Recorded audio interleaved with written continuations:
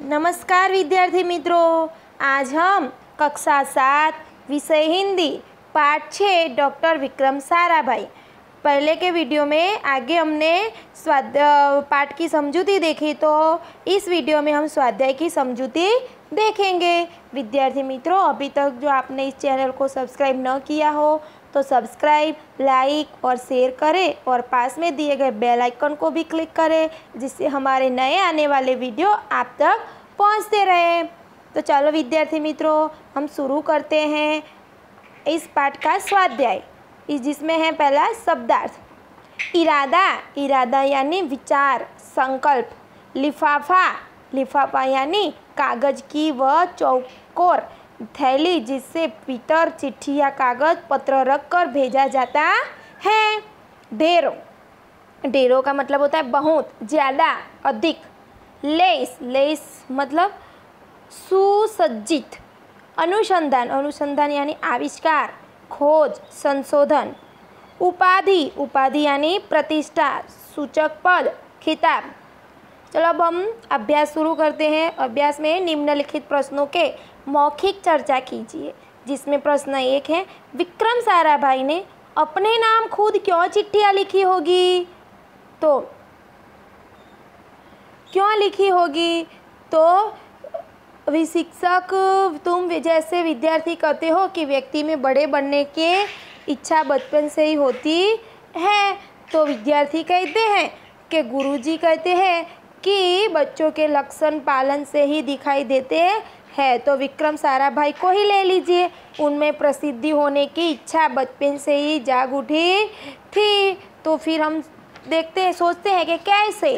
तो 5-6 वर्ष की उम्र में उन्होंने देखा कि उनके पिता के नाम रोज बहुत सारे पत्र आते हैं। उन्होंने सोचा कितना अच्छा हो अगर मेरे नाम भी अनेक पत्र आए।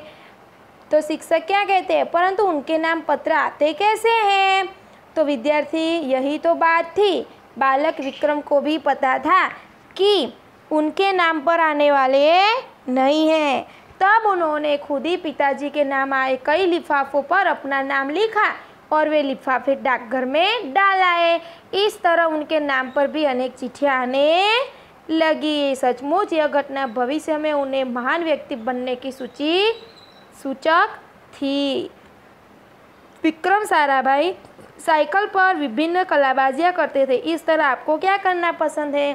तो आपको जो करना पसंद हो वो इस प्रश्न के उत्तर में लिखना है।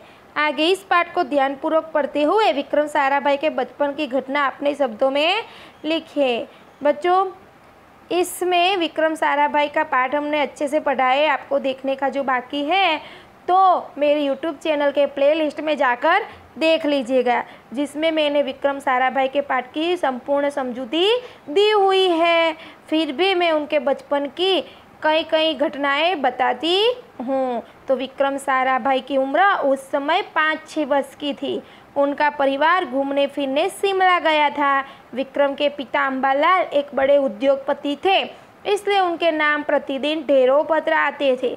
तो बालक विक्रम के मन में इच्छा हुई कि उसके नाम भी रोज बहुत सारे पत्र आए। उसने बहुत से लिफाफों पर अपना नाम तथा पता लिखा और उन्हें पोस्ट ऑफिस में डालाए। तो अब विक्रम के नाम पर भी खूब चिट्ठियाँ आने लगी। इस घटना से इस महान वैज्ञानिक के बुलंद इरादों की झलक बचपन में ही मिल जाती है। निम्नलिखित शब्दों के अर्थ शिक्षक छात्रों से पूछेंगे और छात्र शब्दकोश में अर्थ ढूंढकर उत्तर देने के लिए अपना हाथ खड़ा करेंगे। यहाँ कुछ शब्द हैं, उसके हमको अर्थ कहने हैं। पहले है गाथा, तो गाथा का कथा। प्रतीक तो चिन्ह, इसमें चिन्ह बताया जाता है। विक्रम, विक्रम यानी वीरता। तत्पश्चात यानी उसके बाद। कैम्ब्रिज यानी इंग्लैंड का एक विश्वविद्यालय है। भौतिक, भौतिक એટલે सांसारिक। अंतरिक्ष यानी आकाश। प्रयोगशाला तो वह स्थान जहाँ विज्ञान संबंधी प्रयोग किए जाते हैं। इंटरनेशनल यानी अंतरराष्ट्रीय। मृत्यु, मृत्यु यानी मरण। ऊर्जा, ऊर्जा तो शक्ति। युवा, युवा तो युवक, उत्कृष्ट तो श्रेष्ठ, स्मारक यानी स्मृति चिन्ह, पुरस्कार यानी इनाम, हवाई यानी काल्पनिक हवा से संबंधित। फिर आगे है शब्दार्थ में निर्देशित शब्दों को वाक्य में प्रयोग कीजिए। शब्दार्थ में निर्देशित शब्दार्थ है इरादा, तो फिर हमारा इरादा हमेशा बुलंद होना चाहिए। लिफाफा, तो लिफाफे के ऊपर पिताजी का नाम है। तीसरा है ढेरों, यानी दीपावली पर ढेरों मिठाइयाँ बिकती हैं। नंबर 4 है लैस, हमारी पाठशाला में वैज्ञानिक उपकरणों से लैस एक प्रयोगशाला है। नंबर 5 में है अनुसंधान, वैज्ञानिक अनुसंधान में लगे रहते हैं। नंबर 6 में उपाधि, मैं भारत रत्न की उपाधि पाना चाहता हूँ। 5 में है दूरदर्शन, देखना लाभदायी है या हानिकारक, क्यों, कारण सहित तर्क दीजिए। दूरदर्शन हमको देखना लाभदायी हो या हानिकारक, तो क्यों, तो इसका कारण हमें देने हैं। तो आज घर घर में दूरदर्शन आ गया है। अपनी लोकप्रियता के कारण वह हर परिवार के लिए अनिवार्य बन गया है। प्रत्येक वस्तु से कुछ लाभ के साथ कुछ हानियाँ भी होती है। विद्यार्थी मित्रों, कुछ भी वस्तु हो उसके लाभ हो तो उसके हानियाँ भी होती है, परंतु दूरदर्शन भी लाभों का खजाना है। तो यह हमें देश विदेश में होने वाली घटनाओं की जानकारी देता है। उन घटनाओं के जीवन दृश्य भी दिखाता है। बाढ़, अकाल, भूकंप आदि से होने वाले नुकसान दूरदर्शन पर देखकर हमारी मानवता जाग उठती है। दूरदर्शन तरह तरह से हमारा मनोरंजन करता है। फिल्में, धारावाहिक, नाटक आदि के द्वारा यह हमें आनंद देता है।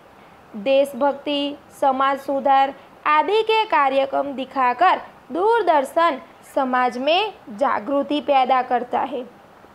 दूरदर्शन पर क्रिकेट, फुटबॉल और टेनिस के मैच देखकर हमारी खुशी का पार नहीं रहता। टीवी के कौन बनेगा करोड़पति जैसे कार्यक्रम में सबका दिल जीत लिया है, परंतु टीवी देखने से बच्चों की पढ़ाई में भी बाधा पड़ती है। ये इसकी हानियां हैं। खेल कूद कर छोड़कर टीवी से चिपक रहने के कारण उनके स्वास्थ्य पर भी बुरा असर पड़ता है। जो चश्मा पहले बुढ़ापे में आता था वह अधिक टीवी देखने से बचपन में ही आ जाता है। टीवी के कारण हमारा आपसी मेलजोल कम हो गया है और हमारे हरे भरे रिश्ते सूखने लगे हैं। क्रिकेट मैच जैसे कार्यक्रमों में हमारा कितना समय बर्बाद हो जाता है, इसका कोई हिसाब नहीं।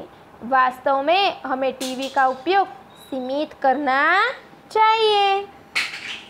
अब आगे स्वाध्याय देखते हैं हम। कोष्टक में दिए शब्दों का उदाहरण के अनुसार बल्ले पर इस तरह रखो जिससे अर्थपूर्ण वाक्य बने। तो यहाँ भारतीय अनुसंधान केंद्र का गठन किया, तो दूसरा क्या बनेगा, विक्रम साइकिल पर कलाबाजियाँ करते थे। फिर आगे है, उनके प्रयासों से अहमदाबाद में लोक विज्ञान केंद्र की स्थापना हुई है। चौथा हम बनाएंगे, डॉक्टर विक्रम ने भारत के विकास में उत्कृष्ट योगदान दिया। आगे है, निम्नलिखित एक वचन शब्दों को बहुवचन बनाकर वाक्य में प्रयोग कीजिए। यहाँ शब्द कुछ दिए गए हैं जो एक वचन में, उसको बहुवचन बनाना है और उसका वाक्य में भी प्रयोग करना है। पहला बनाया है लड़का, तो लड़के, तो लड़के मैदान में खेल रहे हैं। दूसरा है किताब, तो उसका बहुवचन है किताबें, तो मैंने 2 किताबें खरीदी। तीसरा है नदी, तो उसका बहुवचन होगा नदियाँ, तो उसका वाक्य में प्रयोग करेंगे, नदियाँ हमें पानी देती हैं। फिर चौथा है नारी, तो उसका बहुवचन होगा नारियाँ। तो वाक्य में प्रयोग करेंगे नारियाँ मधुर गीत गा रही है। पांचवा है माली, तो उसका बहुवचन भी माली होगा। तो उसका वाक्य प्रयोग माली पौधों से फूल तोड़ रहे हैं। अब हम आगे देखते हैं बच्चों। निम्नलिखित परिच्छेद का मातृभाषा में अनुवाद कीजिए। ये परिच्छेद है पैराग्राफ, उसको हमें मातृभाषा में यानी गुजराती में अनुवाद करना है। तो हम बनाएंगे कि वह केवल उच्च कोटि के वैज्ञानिक ही नहीं थे, तो तेओ फक्त उच्च कोटिना वैज्ञानिक ज नहोता, बल्कि व्यस्तताओं के बावजूद कला, शिक्षा व समाज के लिए पर्याप्त समय निकाल लेते थे। तो परंतु કામમાં વ્યસ્ત રહેવા છતાં કલા, શિક્ષણ તથા સમાજને માટે તેઓ પૂરતો સમય કાઢી લેતા હતા। उनके ही प्रयासों से अहमदाबाद में लोक विज्ञान केंद्र एवं नेहरू विकास संस्थान की स्थापना हुई। तो તેમના જ પ્રયત્નોને લીધે અમદાવાદમાં લોક વિજ્ઞાન કેન્દ્ર અને નહેરુ વિકાસ સંસ્થાનની સ્થાપના થઈ। અહીં તેઓ સામાન્ય માણસની વિજ્ઞાન પ્રત્યે रुचि जागृत કરવા માટે कार्य करता रहा। तो यहाँ वह जन सामान्य की विज्ञान के प्रति रुचि जागृत करने के लिए कार्य करते रहे। विद्यार्थी मित्रों, यहाँ हमारा इस पाठ का स्वाध्याय भी समाप्त होता है। आगे का पाठ हम आगे की वीडियो में लेकर आएंगे, जो आप देखना मत भूलेगा। धन्यवाद।